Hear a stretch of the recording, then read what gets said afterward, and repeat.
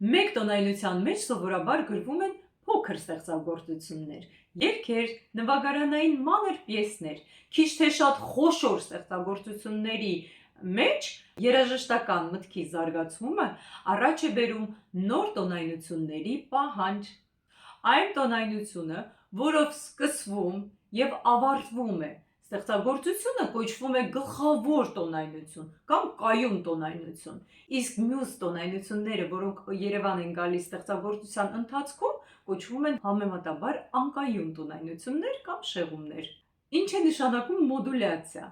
Անցումը մի տոնայնությունից մյուս տոնայնություն կոչվում է մոդուլյացիա։ Մոդուլյացիան կատարյալ է, եթե նոր տոնայնության մեջ ավարտվում է երաժշտական միտքը, իսկ ոչ կատարյալ, երբ որ չի ավարտվում։ Ոչ կատարյալ մոդուլյացիան կոչվում է շեղում։